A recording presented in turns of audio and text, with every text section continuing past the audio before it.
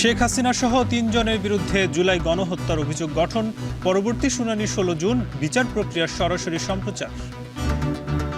৩ জন আসামির বিরুদ্ধে অভিযোগ আমলে গ্রহণ করা হয়েছে। ১৬ জুন আসামিদের উপস্থিতি এবং আসামিদেরকে গ্রেপ্তার করে হাজির করার জন্য নির্দেশ দেওয়া হয়েছে।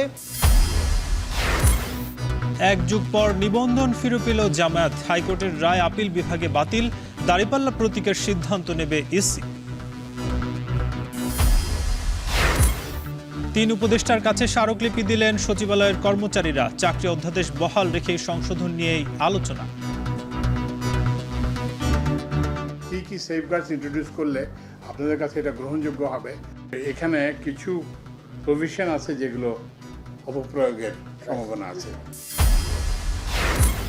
কাল নতুন বাজেট পেশ, ব্যবসার উন্মুক্ত পরিবেশ তৈরি করবে সরকার, চীন বাংলাদেশ বিনিয়োগ সম্মেলনে প্রধান উপদেষ্টা।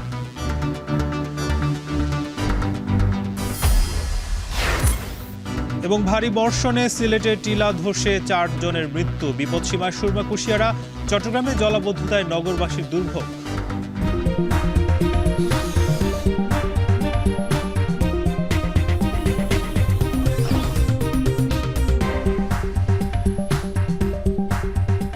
স্বাগত। এখন বিকেলে পুরো আয়োজন জুড়ে সঙ্গে আছি নাজমুস সাকিব। আনুষ্ঠানিক অভিযোগে দাখিলের মধ্য দিয়ে শেখ হাসিনা, আসাদুজ্জামান খান কামাল ও চৌধুরী আবদুল্লাহ আল মামুনের বিরুদ্ধে জুলাই গণহত্যার বিচার প্রক্রিয়া শুরু হয়েছে। অভিযোগ গঠন ও বিচার প্রক্রিয়ার সরাসরি সম্প্রচার করা হয়, যা দেশের ইতিহাসে প্রথম ঘটনা। আসামিদের বিরুদ্ধে ১০৩৫ পৃষ্ঠার অভিযোগ আনা হয়েছে। মামলার পরবর্তী শুনানি আগামী ১৬ জুন। সেই সঙ্গে আসামিদের গ্রেপ্তার করে হাজিরের নির্দেশ দেওয়া হয়েছে। পরে চিফ প্রসিকিউটর তাজুল ইসলাম বলেন, এই বিচার অতীতের প্রতিশোধ নয়, ভবিষ্যতের প্রতিজ্ঞা। বিস্তারিত প্রতিবেদনে।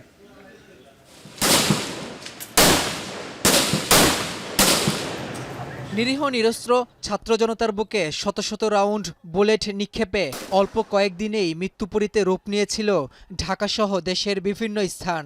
ক্ষমতার মসনদ টিকিয়ে রাখতে রাষ্ট্রীয় বাহিনীকে ব্যবহার করে শেখ হাসিনার নির্দেশে চালানো হয় গণহত্যা। তীব্র গণ আন্দোলনের মুখে শেখ হাসিনা পালিয়ে অবস্থান নেন ভারতে। এরপর থেকেই দাবি উঠতে থাকে গণহত্যার সুষ্ঠু বিচারের। শেখ হাসিনা পালিয়ে যাওয়ার প্রায় ১০ মাস পর আরও একটি ঐতিহাসিক দিনের সাক্ষী হলো দেশের ছাত্র জনতা। জুলাই আগস্টের গণহত্যার অভিযোগে ক্ষমতাচ্যুত শেখ হাসিনার বিচার কার্য ট্রাইব্যুনালের এজলাস থেকে দেখানো হলো সরাসরি। দেশের ইতিহাসে প্রথমবার বিচার প্রক্রিয়া দেখল পুরো দেশের ছাত্র জনতা। ট্রাইব্যুনালের চিফ প্রসিকিউটর আনুষ্ঠানিক অভিযোগপত্র দাখিল করা শুরু করেন বেলা ১২টার দিকে। শেখ হাসিনা সাবেক স্বরাষ্ট্রমন্ত্রী আসাদুজ্জামান খান কামাল, সাবেক আইজিপি আবদুল্লাহ আল মামুনের বিরুদ্ধে ৮৭৪৭ পৃষ্ঠার অভিযোগ দাখিল করা হয়। এরই মধ্যে ১০৩৫ পৃষ্ঠার আনুষ্ঠানিক অভিযোগপত্র ট্রাইব্যুনালে উপস্থাপন করেন প্রসিকিউশন টিম। মোহাম্মদপুর উত্তর আটিকাটুলি যাত্রাবাড়ি ফার্মগেট কারওয়ান বাজার মিরপুর ১০ শাহবাগ এলাকায় সংঘর্ষ ছড়িয়ে পড়ে, হামলা, গুলি, গ্রেনেড এবং লাশ। আনুষ্ঠানিক অভিযোগপত্র দাখিলের সময় সারা দেশের শত শত ছাত্র জনতাকে নির্মমভাবে হত্যার বর্ণনা তুলে ধরেন চিফ প্রসিকিউটর। এ সময় পুরো এজলাসে বিরাজ করে পিনপতন নীরবতা। পুলিশ, ছাত্রলীগ, যুবলীগ এবং আওয়ামী লীগের সমর্থিত নেতাকর্মীদের নৃশংস হামলায় যুদ্ধক্ষেত্রে পরিণত হয় রাজধানীর মিরপুর ১০ এলাকা। এ সময় চিফ প্রসিকিউটর ট্রাইব্যুনালকে জানান, কোটা সংস্কার আন্দোলন দমনে সাবেক স্বরাষ্ট্রমন্ত্রী আসাদুজ্জামান খান কামাল, সাবেক আইজিপি আবদুল্লাহ আল মামুনকে সরাসরি নির্দেশ দেন। শুধু তাদেরই নয়, আন্দোলন দমনে মরণঘাতী অস্ত্র ব্যবহার করে আন্দোলনকারীদের শেষ করার জন্য ঢাকা বিশ্ববিদ্যালয়ের উপাচার্যকে টেলিফোনে নির্দেশ দেন শেখ হাসিনা। শিক্ষার্থীদের উপর চালানো গুলিতে অন্তত ১৮ জন গুলিবিদ্ধ হয়ে হাসপাতালে ভর্তি হন। আহত ছাত্র জনতাকে চিকিৎসা দিলে চিকিৎসকদের বিরুদ্ধে মামলা দেওয়ারও হুমকি প্রদান করা হয় বলে জানান তিনি। ইসলামপন্থী মানুষ মাত্রই অমানুষ ও রাজাকার, এই ঘৃণা প্রতিষ্ঠা করেছিল আওয়ামী লীগ, এই তথ্য দেয়া হয় আনুষ্ঠানিক অভিযোগপত্রে। প্রসিকিউশন বলেন, এ বিচার হবে নিরপেক্ষ ঐতিহাসিক দলিল, কোনোভাবেই অতীতের প্রতিশোধ নয়, বরং ভবিষ্যতের প্রতিজ্ঞা। জব্দ তালিকা এবং দালিলিক প্রমাণ মোট ৮ খণ্ডে ৪০০৫ পৃষ্ঠা, শহীদদের তালিকা ১০ খণ্ডে মোট ৮৭৪৭ পৃষ্ঠা। ছুটির পরে ১৬ জুন আসামিদের উপস্থিতি এবং আসামিদেরকে গ্রেপ্তার করে হাজির করার জন্য নির্দেশ দেওয়া হয়েছে। ওই দিন যদি আসামিরা উপস্থিত হন তাহলে সেদিন থেকে আনুষ্ঠানিক বিচারের প্রক্রিয়া শুরু হবে। যদি আসামি কেউ অনুপস্থিত থাকেন, আইন অনুযায়ী তাদেরকে অনুপস্থিত ঘোষণা করার একটা ব্যাপার থাকবে, সেটাও সেদিন আদালত যথাযথ আইন প্রক্রিয়া অনুযায়ী সেদিন ঘোষণা করবে। রাব্বি হোসেন, এখন, ঢাকা। প্রায় এক যুগ পর দলীয় নিবন্ধন ফিরে পেল জামায়াত ইসলামী। হাইকোর্টের দেয়া রায় বাতিল করেছেন আপিল বিভাগ। এখন নিবন্ধন ফিরিয়ে দিতেও দলীয় প্রতীক দাঁড়িপাল্লা ইস্যুতে প্রয়োজনীয় ব্যবস্থা নিতে ইসিকে নির্দেশ দেওয়া হয়েছে। নিবন্ধন ফিরে পেয়ে উজ্জীবিত জামায়াত আইনজীবী বললেন, আগামী জাতীয় সংসদ নির্বাচন হবে উৎসব মুখর। বিস্তারিত জাহিদ হাসানের প্রতিবেদনে। 2013 সালের 1 আগস্ট জামায়াতের নিবন্ধন বাতিল ও অবৈধ ঘোষণা করে রায় দেন হাইকোর্ট। ওই রায়ের বিরুদ্ধে আপিল করলে 2023 সালের নভেম্বরে আইনজীবীর অনুপস্থিতি দেখিয়ে আপিল খারিজ করে দেয় আপিল বিভাগ। পরে গেল বছরের 1 সেপ্টেম্বর জামায়াতের নিবন্ধনের আপিল পুনরুজ্জীবিত করা হয়। আপিল শুনানি শেষ করে রায়ের জন্য দিন ঠিক করা হয়। রোববার প্রধান বিচারপতি সৈয়দ রেফাত আহমেদের নেতৃত্বে 4 বিচারপতির আপিল বেঞ্চ রায় ঘোষণা করেন। সকাল 10টার দিকে আপিল বিভাগ তার রায়ে এক যুগ পর নিবন্ধন ফিরিয়ে দিল। বাতিল করেছে হাইকোর্টের রায়। জামায়াতের নিবন্ধন ইস্যুতে নির্বাচন কমিশনকে প্রয়োজনীয় পদক্ষেপ নিতে নির্দেশ সর্বোচ্চ আদালতের। রায়ে সন্তুষ্ট উজ্জীবিত জামায়াত। হাইকোর্টের যে রায় ছিলেন এই রায়কে বাতিল ঘোষণা করেছেন এবং ইলেকশন কমিশনকে নির্দেশনা দিয়েছেন বাংলাদেশ জামায়াতে ইসলামীর রেজিস্ট্রেশন এবং অন্য যে সকল ইস্যু ইলেকশন কমিশনের সামনে আছে বা আসবে সেগুলো যেন দ্রুতই নিষ্পত্তি করেন। সোমবারের মধ্যে রায়ের সংক্ষিপ্ত অনুলিপি হাতে পেয়ে নির্বাচন কমিশনে যাবে জামায়াত। আজকে বাংলাদেশ জামায়াতে ইসলামী তার নিবন্ধন ফিরে পেল এবং প্রতীকের ব্যাপারটিও ইলেকশন কমিশনের সামনে রেফার করা হলো আদার ইস্যু হিসেবে। ইলেকশন কমিশন রায়ের কপি পাওয়ার পরে অবশ্যই দ্রুততম সময়ের মধ্যে এই দুটো বিষয়ের সিদ্ধান্ত নিবেন এবং আমাদের প্রত্যাশা কার্যকর হোক, এটাই আমরা গভীরভাবে বিশ্বাস করি। এই রায়ের আলোকে নিবন্ধন ফিরিয়ে দেওয়ার পদক্ষেপ নেওয়ার কথা জানিয়েছেন নির্বাচন কমিশনের আইনজীবী। এটা অনারেবল কোর্টের অর্ডারটা আসবে, ওরা একটা সামারি অর্ডার পাস করবেন, অর্ডারটা আমরা কমিউনিকেট করব, অর্ডারটা দেখে ইলেকশন কমিশন তার পরবর্তী সিদ্ধান্ত নেবেন। রায় শুনতে আদালতে উপস্থিত হয়েছেন জামায়াতের কেন্দ্রীয় ও ঢাকা মহানগরের নেতৃবৃন্দ। তবে রায়ের পর তাৎক্ষণিক কোনো প্রতিক্রিয়া উপস্থিত নেতৃবৃন্দ দেননি। জাহিদ হাসান, এখন, ঢাকা। বিএনপি নেতা ইশরাক হোসেনকে ঢাকা দক্ষিণ সিটি কর্পোরেশনের মেয়র হিসেবে শপথ পড়ানোর দাবিতে নগর ভবনে বিক্ষোভ করেছেন তার সমর্থকরা। সকাল থেকেই নগর ভবনের ভেতরে এই বিক্ষোভ করছে তারা। এ সময় ইশরাককে শপথ পড়ানোর পাশাপাশি উপদেষ্টা আসিফ মাহমুদের পদত্যাগের দাবি জানান বিক্ষোভকারীরা। বিক্ষোভের কারণে বন্ধ সিটি কর্পোরেশনের সেবা কার্যক্রম। এতে ভোগান্তিতে পড়েছেন সেবাগ্রহীতারা। 2020 সালের ফেব্রুয়ারিতে অনুষ্ঠিত সিটি কর্পোরেশনের নির্বাচনের মেয়াদ শেষ হচ্ছে আজ। এমন পরিস্থিতিতেও ইশরাককে মেয়র হিসেবে দেখতে চান তার সমর্থকরা।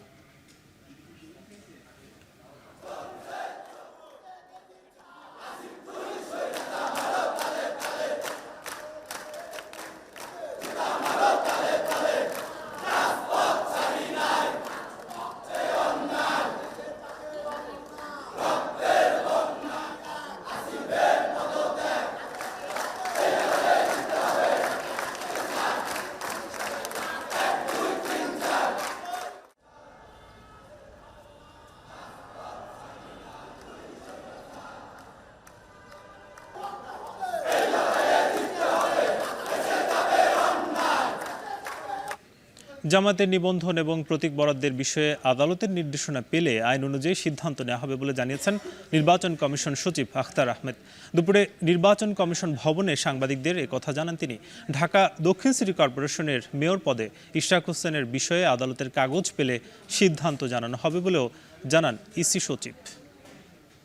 এখনো পর্যন্ত জামাতের নিবন্ধন এবং আপনার প্রতীকের ব্যাপারে মাননীয় আদালতের কোনো অবজারভেশন আমরা পাইনি। অবজারভেশন পাওয়ার পরে এ বিষয়ে আইনগতভাবে যেটা প্রযোজ্য সেই অনুযায়ী ব্যবস্থা নেওয়া হবে। দ্বিতীয়টা হচ্ছে যে আপনার জনাব ইশরাকের ব্যাপারেও আমরা মাননীয় আদালতের কোনো নির্দেশনা এখনও পাইনি। কিছু অবজারভেশন এবং নির্দেশনা যেটা আসবে আমরা সেই অনুযায়ী আমাদের এখান থেকে ব্যবস্থা নেওয়া হবে। শুধুমাত্র বিএনপি নির্বাচন চায়, প্রধান উপদেষ্টার এই বক্তব্য সঠিক নয়, এমন মন্তব্য করেন বিএনপির স্থায়ী কমিটির সদস্য ডক্টর খন্দকার মোশাররফ হোসেন। দলের আরেক শীর্ষ নেতা ডক্টর AZM জাহিদ হোসেন বলেন, ডিসেম্বরে নির্বাচন না হলে জাতি আশাহত হবে, আর সেই দায় প্রধান উপদেষ্টাকেই নিতে হবে। দেখুন সিফাত শাহরিয়ারের প্রতিবেদনে। ডিসেম্বরের মধ্যেই নির্বাচন হতে হবে এমন জোরালো দাবি জানিয়ে সেই অনুযায়ী নেতাকর্মীদের প্রস্তুতি নেয়ার নির্দেশ দিয়েছিলেন বিএনপির ভারপ্রাপ্ত চেয়ারম্যান তারেক রহমান। রাজনৈতিক ময়দানে সেটি নিয়েই সরগরম আলাপ উঠেছে বিএনপি ডিসেম্বরের মধ্যেই কেন নির্বাচন চাইছে।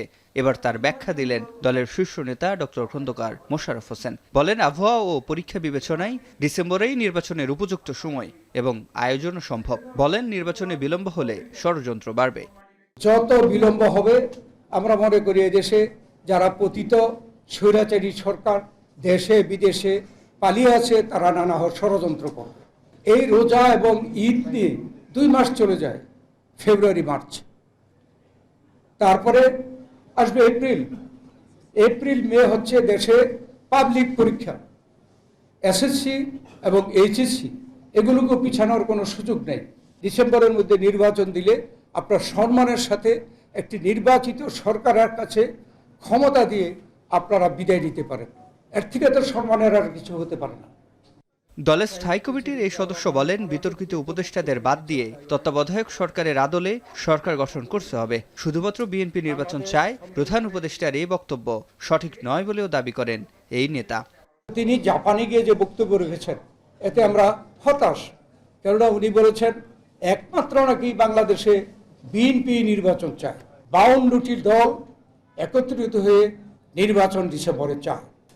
একই অনুষ্ঠানে দলের আরেক স্থায়ী কমিটির সদস্য ডক্টর AZM জাহিদ হোসেন বলেন, ডিসেম্বরে নির্বাচন না হলে জাতি আশাহত হবে, সে দায় প্রধান উপদেষ্টাকেই নিতে হবে। জাতীয় প্রেস ক্লাবে দলের প্রতিষ্ঠাতা জিয়াউর রহমানের মৃত্যুবার্ষিকী উপলক্ষে আরেক অনুষ্ঠানে হাফিজ উদ্দিন আহমেদ বলেন, সংস্কার করবে নির্বাচিত সরকার, সংস্কারের অজুহাতে নির্বাচন বিলম্বিত না করার আহ্বান জানান তিনি। সংস্কার হবে, নির্বাচিত পার্লামেন্ট করবে, দ্রুত নির্বাচন দেন, জনগণের নির্বাচিত প্রতিনিধিরা এই দেশে সকল সংস্কার করবে। একটি সংস্কার খুবই প্রয়োজন ছিল, তত্ত্বাবধায়ক সরকারের অধীনে নির্বাচন, সেটিতে সব রাজনৈতিক দল একমত হয়েছে, এটি প্রধান সংস্কার হয়ে গিয়েছে। এরপরে যদি প্রয়োজন বিচার চালান, আপনারা চালু করেন, যেই সরকার নির্বাচিত হয়ে আসবে আগামী নির্বাচনে তারা এই মাফিয়া সরকারের যত রকম চেলা চামুন্ড, তাদের খুন গুম জালিয়াতি অর্থ পাচার সবকিছুর বিচার করা হবে। এ সময় বিদেশি আগ্রাসন রুখে দিতে সবাইকে ঐক্যবদ্ধ থাকার আহ্বান জানান। সিফাত শাহরিয়ার, এখন ঢাকা। বাংলাদেশকে ম্যানুফ্যাকচারিং হাব হিসেবে গড়ে তুলতে চীনা ব্যবসায়ীদের বিনিয়োগের আহ্বান জানিয়েছেন প্রধান উপদেষ্টা ডক্টর ইউনূস। তিনি বলেন, চীনের বৃহৎ বিনিয়োগ বাংলাদেশের অর্থনীতির গেম চেঞ্জার হতে পারে। বিশাল তরুণ জনগোষ্ঠীকে কাজে লাগাতে চীনা ব্যবসায়ীদের প্রতি আহ্বান জানান প্রধান উপদেষ্টা। হাসিব বিল্লাহ জানাচ্ছেন বিস্তারিত। প্রধান উপদেষ্টার সদ্য সমাপ্ত চীন সফর ও এপ্রিলে অনুষ্ঠিত বিনিয়োগ সম্মেলনের পর এবার বিশ্ব বাণিজ্য অর্থনীতিতে অন্যতম শীর্ষ দেশ চীনের ব্যবসায়ীরা বাংলাদেশ সফরে। রোববার বাংলাদেশ বিনিয়োগ উন্নয়ন কর্তৃপক্ষ বিডা আয়োজিত দিনব্যাপী চীন বাংলাদেশ বিনিয়োগ ও বাণিজ্য সম্মেলনে অংশ নেয় চীনের 100 কোম্পানির 250 জন প্রতিনিধি, যেখানে ফরচুন তালিকাভুক্ত প্রতিষ্ঠানের শীর্ষ কর্মকর্তাদের পাশাপাশি যোগ দেন চীনের 4টি শীর্ষ বাণিজ্য সংগঠনের প্রতিনিধিরাও। বিডার নির্বাহী চেয়ারম্যানের সঞ্চালনায় সম্মেলনে চীন বাংলাদেশের সম্ভাবনা নিয়ে বক্তব্য দেন দুই দেশের শীর্ষ ব্যবসায়ীরা। কথা বলেন বাংলাদেশে নিযুক্ত চীনের রাষ্ট্রদূত ইয়া ওয়েন এবং দেশটির বাণিজ্য মন্ত্রী ওয়াং ওয়েনতাও। সম্মেলনের উদ্বোধন করে প্রধান উপদেষ্টা চীনা বিনিয়োগকারীদের উদ্দেশ্যে বলেন, বাংলাদেশে পাট, তৈরি পোশাক, জ্বালানি, কৃষি, তথ্য প্রযুক্তি সম্ভাবনাময় শিল্প। এছাড়া মোট জনশক্তির অর্ধেকের বয়স 30 বছরের নিচে। এই তরুণরা কাজে যোগ দিতে প্রস্তুত।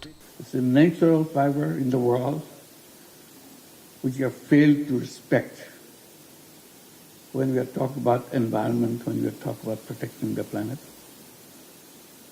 So together we can make a wonderful start of June. I invite you to explore the extensive opportunities that Bangladesh offers. Our sectors are ripe for investment and collaboration. সম্মেলনে গণঅভ্যুত্থানের প্রেক্ষাপট তুলে ধরেন ডক্টর মোহাম্মদ ইউনূস। এ সময় বাংলাদেশে ইতিহাসের অংশ হিসাবে বিনিয়োগ করতে চীনা ব্যবসায়ীদের আহ্বান জানান অন্তর্বর্তী সরকার প্রধান। For many years, Bangladesh has been touted as a strategic location at the heart of South Asia. Our dynamic workforce, which positions Bangladesh as an ideal destination for investment. Yet, for decades, we have failed to attract foreign direct investment. Scores of economic zones were developed, but they remain empty. Widespread corruption, misrule, and brutal dictatorship drove away potential investors. The July uprising, led by hundreds of thousands of young people, brought an end to those days. They are committed to create new Bangladesh, and that is the opportunity we got right now in history.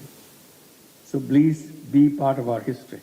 অন্তর্বর্তী সরকার ব্যবসার জন্য উন্মুক্ত পরিবেশ তৈরি করতে চায় উল্লেখ করে বাংলাদেশের সম্ভাবনাময় বাজার অন্বেষণ করতে চীনা ব্যবসায়ীদের আহ্বান জানান প্রধান উপদেষ্টা। Today, we are privileged to host the largest ever Chinese business delegation to Bangladesh. Hasib বিল্লাহ, এখন, ঢাকা।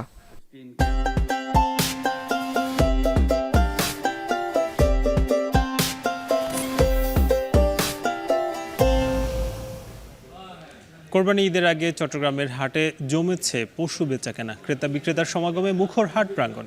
এ নিয়ে আরও জানাতে সাগরিকা গরুর হাট থেকে যুক্ত হচ্ছেন ফয়সাল করিম। ফয়সাল, জানাবেন যে বেচাকেনা কেমন চলছে এবং দাম দর নিয়ে ক্রেতারা কি বলছেন? সাকিব, আমরা এখনও যেটি দেখছি যে নগরীর বিভিন্ন হাটগুলোতে আসলে বেচা বিক্রি সেভাবে জমে ওঠেনি। গরু কিন্তু এসেছে বিভিন্ন জায়গা থেকে, চট্টগ্রামের স্থানীয় গরু ছাড়াও উত্তরবঙ্গের গরু এসেছে প্রচুর, এবং আমরা দেখছি যে আসলে ক্রেতারা এখনও গরু যাচাই বাছাই আর দেখার পর্যায়ে আছেন, অর্থাৎ এখনও সেভাবে কেনাকাটা শুরু হয়নি। আমরা আছি নগরীর সাগরিকা গরুর হাটে। এখানে এসে আজকে যেটি দেখছি যে গত দুদিনের টানা বৃষ্টিতে আসলে এক ধরনের ভাটা পড়েছে, ক্রেতা সমাগম সেভাবে হচ্ছে না। বিক্রেতারাও আসলে গরু নিয়ে এসেছেন, তবে তারা বলছেন যে বৃষ্টির কারণে গত দুদিন ধরে ক্রেতার আনাগোনা কমেছে। তবে আজকেও কিছু ক্রেতা পেয়েছি, তারা কিন্তু এই বৃষ্টির মধ্যেও প্যান্ট ভাঁজ করে কাদা মারিয়ে কিন্তু হাটে এসেছেন। এক ধরনের আমেজ আছে কোরবানির আগে যে ধরনের আমেজ থাকে হাটগুলোতে, বৃষ্টিতে ভেজে এসে অনেক ক্রেতা কিন্তু আসছেন এবং দরদাম যাচাই করছেন। তবে ক্রেতারা বলছেন যে গতবারের চাইতে গরুর দাম কিন্তু 15 থেকে 20% হারে বেড়েছে। আমরা একটি 4 মনের গরু দেখেছিলাম, 4 মন মাংস হবে এরকম একটি গরুর দাম হাঁকা হচ্ছে এখানে 3,20,000 টাকা, এবং কয়েকজন ক্রেতা বলেছেন যে এই ধরনের গরুর দাম গত বছর অন্তত 50,000 টাকা কম ছিল, অর্থাৎ মন প্রতি 3 থেকে 4,000 টাকা বেড়েছে তারা বলছেন। এবং বিক্রেতারাও বলছেন যে আসলে গরুর দাম তারা বাড়তি হাঁকছেন, কারণ এইবার কিন্তু পশু খাদ্যের দাম বেড়েছে। গরু মোটা তাজা করার জন্য যেই উপাদানগুলো তারা ব্যবহার করেন সেগুলোর দাম বেড়েছে। সব মিলিয়ে তারা এই কারণে বলছেন যে আসলে গরুর দাম গতবার থেকে কম, এবং এখনও কিন্তু অনেক বিক্রেতা বা অনেক খামারি এসে কিন্তু এখনও একটি গরু বিক্রি করতে পারেননি। তবে কিছু কিছু অ্যাগ্রো ফার্মও আমরা দেখেছি, স্থানীয় অ্যাগ্রো ফার্ম তারা উপজেলা পর্যায়ে হওয়ার কারণে নগরের হাটগুলোতে কিন্তু তারা আলাদা করে এসে গরু বিক্রি করছেন। এবং চট্টগ্রামে কিন্তু এবার নগরীতে মোট 13টি হাট আছে, যার মধ্যে 3টি স্থায়ী হাট, 10টি অস্থায়ী, এবং আমরা পুরো চট্টগ্রামে আসলে 228টি গরুর হাট রয়েছে, যার মধ্যে 75টি স্থায়ী। এবং পুরো চট্টগ্রাম নগরী জুড়ে আমরা যেটি জানি যে আসলে পুরো চট্টগ্রামে আসলে প্রায় 9 লাখ গরুর চাহিদা রয়েছে, যেখানের মধ্যে 35,000 গরু ঘাটতি থাকলেও কিছু স্থানীয় এবং বাইরের গরু আসার কারণে সে ঘাটতি দূর হবে বলে জানিয়েছে পশু কর্মকর্তা। তো এই ছিল আমার কাছে গরুর হাট থেকে সবশেষ। বর্তমানে সংসদ নেই, তাই বাজেটে কিভাবে প্রতিফলন হবে জনমতের? কোন প্ল্যাটফর্মে বা বাজেট নিয়ে চুলচেরা বিশ্লেষণ হবে? কিসের উপর ভিত্তি করে প্রস্তাবিত বাজেট অনুমোদন করবে অন্তর্বর্তী সরকার? অর্থনীতিবিদদের পরামর্শ, রাজনৈতিক দল এবং বিভিন্ন স্টেক হোল্ডারদের সাথে আলোচনা করে অধ্যাদেশের পথে হাঁটতে হবে সরকারকে। নতুন বাজেটের আকার হতে পারে 7,90,000 কোটি টাকা। বিশ্লেষকরা বলছেন, যৌক্তিক রাজস্ব পরিকল্পনা ও বাজেট ব্যবস্থাপনায় ভারসাম্য রক্ষাই বড় চ্যালেঞ্জ। বিস্তারিত বেলায়েত হোসাইনের প্রতিবেদনে। প্রতি বছরের জুনের প্রথম সপ্তাহে এই সংসদ ভবনের অধিবেশন থেকেই আসন্ন অর্থ বছরের প্রস্তাবিত বাজেট ঘোষণা দেওয়া হতো। পুরো মাস জুড়ে সেই বাজেট পর্যালোচনা করার পর এখান থেকেই অনুমোদন দেওয়া হতো। এবার যেহেতু কোনো সংসদ নেই, নির্বাচিত কোনো সরকারও নেই, সেক্ষেত্রে বাজেট প্রস্তাবনা কিংবা বাস্তবায়নের জন্য অধ্যাদেশের পথেই হাঁটতে হচ্ছে অন্তর্বর্তী সরকারকে। তবে মাস জুড়ে সংসদ ভবনে বাজেট নিয়ে যে আলোচনা সমালোচনা হতো, যে চুলচেরা বিশ্লেষণ হতো, যেখানে অংশ নিতেন সরকারি ও বিরোধী দলের সদস্যরা, এবার সেই জনমতের প্রতিফলন ঘটবে কিভাবে? 2025-26 অর্থ বছরের প্রস্তাবিত বাজেট নিয়ে এরই মধ্যে বিভিন্ন অংশীজনদের সাথে মত বিনিময় করেছে অন্তর্বর্তী সরকার। এবার যেহেতু কোনো সংসদ নেই, সেক্ষেত্রে রাজনৈতিক দলগুলোর সাথে বাজেটের বিভিন্ন ধারা উপধারা নিয়ে আলোচনার মাধ্যমে বাজেট অনুমোদন কিংবা অধ্যাদেশের দিকে যেতে হবে অন্তর্বর্তী সরকারকে, বলছেন অর্থনীতিবিদরা। যেহেতু জুন মাসের ভিতরে বাজেটটি পাশ করবার প্রয়োজন পড়ে, সুতরাং রাজনৈতিক দলগুলোর সঙ্গে উচিত হবে অর্থ মন্ত্রণালয় এবং উপদেষ্টা পরিষদের বাজেটের বিভিন্ন ধারা উপধারাগুলো নিয়ে বা যে সমস্ত প্রস্তাবনাগুলো নিয়ে সেগুলো নিয়ে আলাপ আলোচনা করা। সংসদের বাইরের প্রক্রিয়ার ভিতরে তারা জবাবদিহিতাকে তারা তুলে ধরছেন কিনা, তারা এটা আগ্রহী আছেন কিনা, তো তা ওনাদের জন্য তাহলে ওই অপ্রাতিষ্ঠানিকভাবে যে আলোচনাগুলো আছে সেই অপ্রাতিষ্ঠানিক আলোচনায় আরও বেশি এনগেজ তাদেরকে হইতে হবে। আসন্ন অর্থ বছরের প্রস্তাবিত বাজেটের আকার হতে পারে 7,90,000 কোটি টাকা, যা চলমান অর্থ বছরের তুলনায় প্রায় 8,000 কোটি টাকা কম। বাংলাদেশের ইতিহাসে এবারই প্রথম কমছে বাজেটের আকার। অন্যদিকে 35,000 কোটি টাকা কমিয়ে বার্ষিক উন্নয়ন কর্মসূচিতে বরাদ্দের প্রস্তাব রাখা হয়েছে 2,30,000 কোটি টাকা। নতুন করে বড় প্রকল্প হাতে না নিলেও পুরনো প্রকল্পের জাঁতাকলে এবারও পৃষ্ঠ শিক্ষা ও স্বাস্থ্য, যেখানে এই দুই খাতকে বেশি গুরুত্ব দিতে বলছেন অর্থনীতিবিদরা। ব্যয়ের ক্ষেত্রে আমি দুটো জিনিস দেখবো, যেগুলো আমার দরিদ্র মানুষ, প্রান্তিক মানুষগুলো আছে তাদের চাহিদার জায়গায় বরাদ্দটা দেওয়া হচ্ছে কিনা, চিকিৎসা, শিক্ষা এই ধরনের জায়গাগুলোতে খরচগুলো বাড়ছে কিনা। তারা বলছেন বড় প্রকল্পগুলোকে এড়িয়ে নজর দিতে হবে মূল্যস্ফীতি নিয়ন্ত্রণে। স্বাস্থ্য শিক্ষার পাশাপাশি অনেক বেশি গুরুত্ব দিতে হবে সামাজিক সুরক্ষা খাতকে।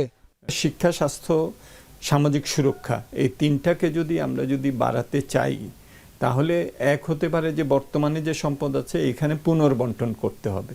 সুতরাং আমি যদি শিক্ষার এখন 2%-এর জায়গায় যদি এটাকে আমি 4% নিতে চাই, তাহলে আমাকে কিন্তু আরও 2% অন্য জায়গা থেকে কমাতে হবে।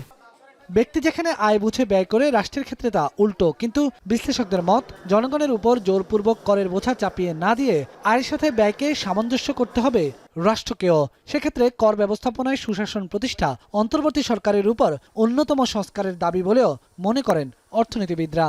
রাজস্ব আদায়ের দিক থেকে তো আমরা আশা করব যে এবার সাধারণ মানুষের জন্য যে অপ্রত্যক্ষ যে কর আছে এটাকে না বাড়িয়ে প্রত্যক্ষ কর কিভাবে আমরা ভিত্তি আমরা সম্প্রসারণ করতে পারি, এখানে যে লিকেজ আছে লিকেজটা কিভাবে আমরা কমাতে পারি, এই দিকটাতে নজর রাখা হবে। সরকারের উচিত রাজস্বের সাথে বিবেচনা করেই বা ঋণ বিবেচনা করেই কেবলমাত্র সরকারের ব্যয়ের কাঠামোটি করা।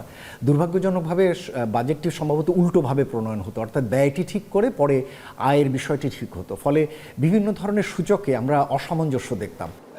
বিশ্লেষকরা বলছেন বাজেটের ঘাটতি কতটুকু দূর করা যায় সে বিষয়ে চেষ্টা থাকতে হবে সরকারের। পাশাপাশি নজর দিতে হবে বিনিয়োগ বান্ধব উন্মুক্ত শ্রমবাজারের নতুন এক বাংলাদেশের দিকে।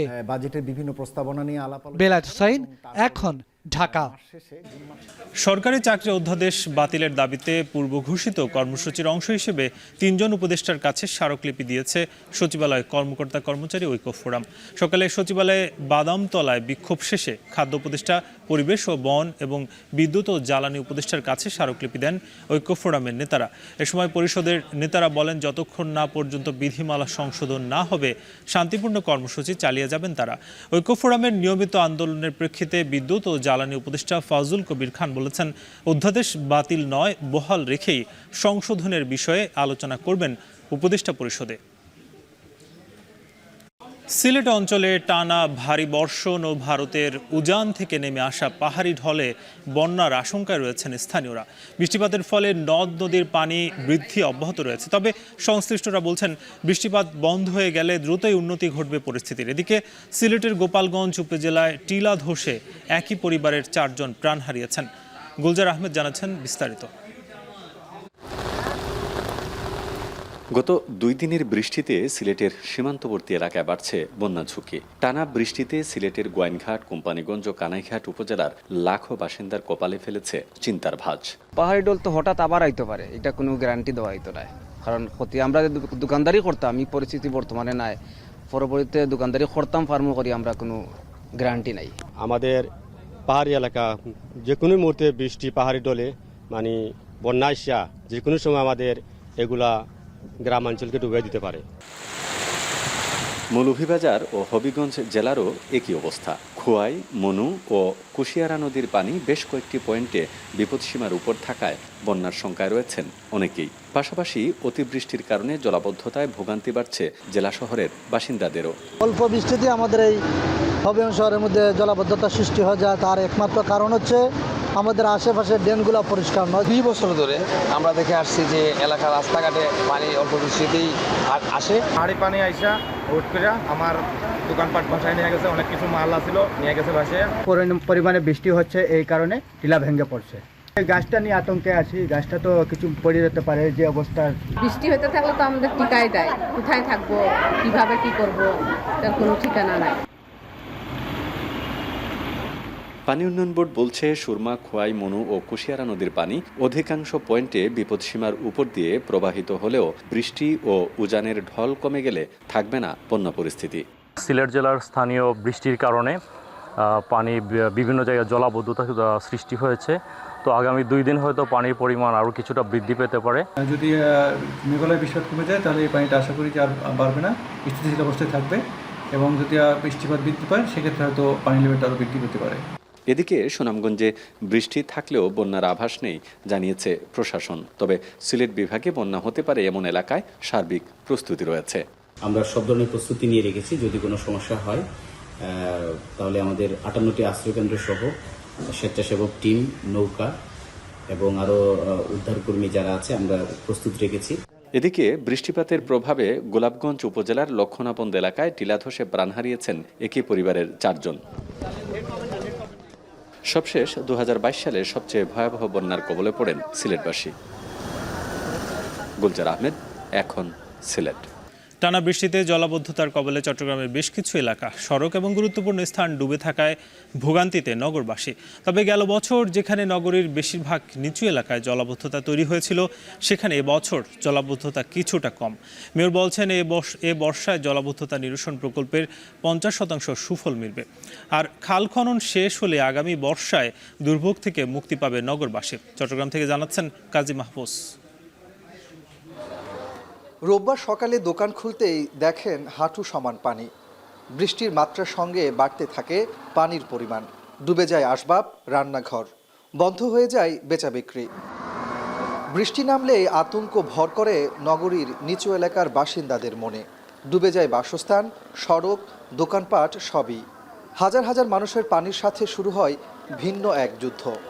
গত কয়েকদিনের টানা বৃষ্টিতে নগরীর কাপাসগোলা, কাতালগঞ্জ, বাকুলিয়া সহ বেশ কিছু নিচু এলাকায় সৃষ্টি হয় জলাবদ্ধতা।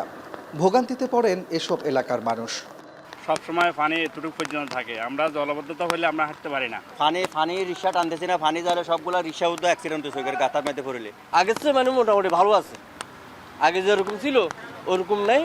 তবে গেল বছর যেখানে টানা বৃষ্টিতে নগরীর বেশিরভাগ নিচু এলাকায় জলাবদ্ধতা তৈরি হয়েছিল, সেখানে এবছর নগরীতে জলাবদ্ধতা অনেকটাই কমে গেছে। জলাবদ্ধতা নিরসনে মেগা প্রকল্পের কাজ 84% শেষ হয়েছে। প্রকল্পের অধীনে 36টি খালের মধ্যে 25টির খনন ও পরিচ্ছন্ন কাজও শেষ।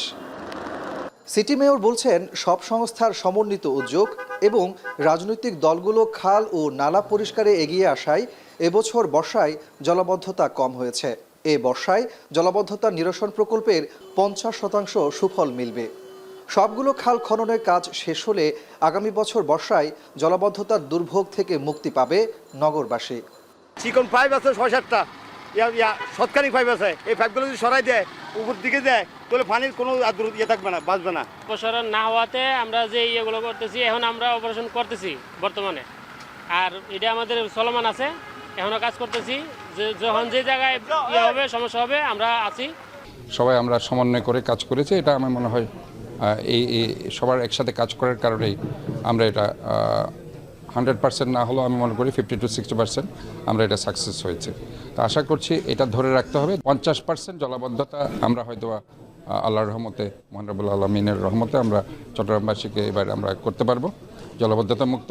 100% আমরা করতে পারবো ইনশাল্লাহ। সেটা আরও 1-1.5 বছর সময় লাগবে। শনিবার থেকে রোববার সকাল 9টা পর্যন্ত 24 ঘন্টায় চট্টগ্রামে 120.2 মিলিমিটার বৃষ্টিপাত রেকর্ড করেছে আবহাওয়া অফিস। মৌসুমি বায়ুর প্রভাবে আগামী কয়েকদিন চট্টগ্রামে ভারী থেকে অতি ভারী বৃষ্টিপাতের সম্ভাবনা রয়েছে। এতে বাড়ছে পাহাড় ধসের শঙ্কা। এদিকে রাত থেকে ভারী বর্ষণে ময়মনসিংহ নগরীর বিভিন্ন এলাকার সড়ক ডুবে গিয়ে তৈরি হয়েছে জলাবদ্ধতা। এতে সকাল থেকে ভোগান্তিতে পড়েন শিক্ষার্থী ও কর্মজীবীরা। নগরবাসীর দাবি, সিটি কর্পোরেশন খাল খনন ও ড্রেনেজ ব্যবস্থায় মনোযোগী না হওয়ায় দুর্ভোগ বেড়েছে। বৃষ্টিতে পানি, আঁটু সমান পানি, দোকানে বসে থাকা কোনো কাজ নাই, বাসাঘরও পানি। এদিক থেকে যদি একটা মেন হোলের মতো দিয়ে করে আন্ডারগ্রাউন্ড ড্রেন এটা নদীর পার পার্কে দিয়ে যদি নামাই দিত তাহলে আমাদের এই পানিটা কম হইতো। যদিও সিটি কর্পোরেশনে উন্নীত করা হয়েছে ময়মনসিংহ শহরকে, নগরীকে, কিন্তু সেই অনুপাতে এই শহরে ওইভাবে এখনো কার্যক্রম পরিসমাপ্তি হয় নাই। আবহাওয়া অফিস বলছে লঘুচাপের প্রভাব কেটে গেলেও মৌসুমি বায়ুর প্রভাবে আরও কয়েকদিন বৃষ্টি অব্যাহত থাকতে পারে। কাজী মাহফুজ, এখন।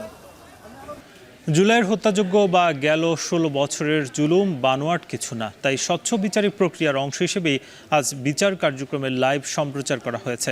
আর এর মধ্য দিয়ে আগামীতে জুলাইয়ের সমস্ত অপরাধীর বিচার নিশ্চিত হবে। সকালে চট্টগ্রামে জুলাইয়ের শহীদ ফয়সাল আহমেদ শান্তর পরিবারের সাথে দেখা করতে গিয়ে কথা বলেন সংস্কৃতি বিষয়ক উপদেষ্টা মুস্তফা সরওয়ার ফারুকী।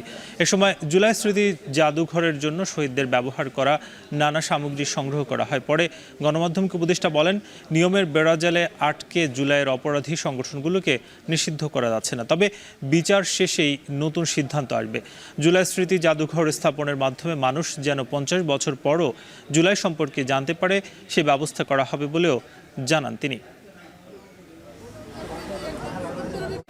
এবার আন্তর্জাতিক প্রসঙ্গ। ভয়াবহ দাবানলে পুড়ছে কানাডার সাসকাচুয়ান প্রদেশের কেন্দ্রীয় অঞ্চল। গত বৃহস্পতিবার থেকে প্রদেশটিতে জারি রয়েছে জরুরি অবস্থা। সাসকাচুয়ানের পাশের আরেক প্রদেশ ম্যানিটোবাও দাবানলে পুড়ে ছাই হচ্ছে। ঝুঁকিপূর্ণ এলাকা থেকে এরই মধ্যে বাসিন্দাদের নিরাপদ আশ্রয়ে যাওয়ার নির্দেশ দিয়েছে স্থানীয় সরকার।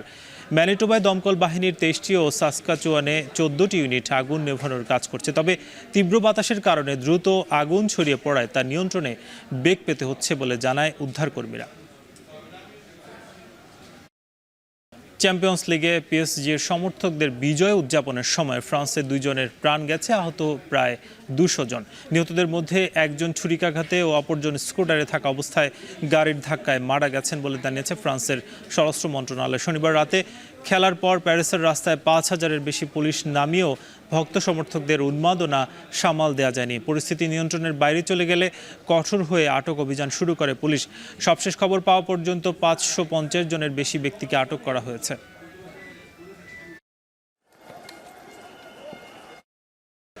শেষ করছি এখন বিকেল, তবে তার আগে শিরোনামগুলো আরও একবার। শেখ হাসিনা সহ 3 জনের বিরুদ্ধে জুলাই গণহত্যার অভিযোগ গঠন, পরবর্তী শুনানি 16 জুন। বিচার প্রক্রিয়া সরাসরি সম্প্রচার।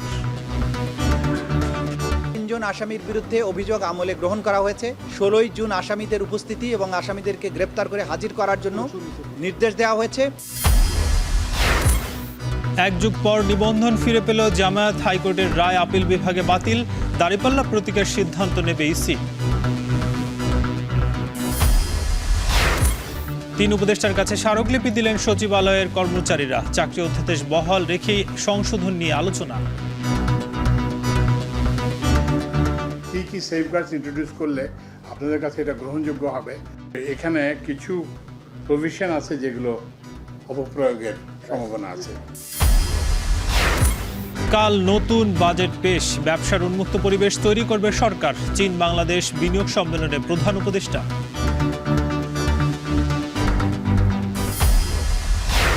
এবং ভারী বর্ষণে সিলেটে টিলা ধসে 4 জনের মৃত্যু। বিপদসীমায় সুরমা কুশিয়ারা। চট্টগ্রামে জলাবদ্ধতায় নগরবাসীর দুর্ভোগ।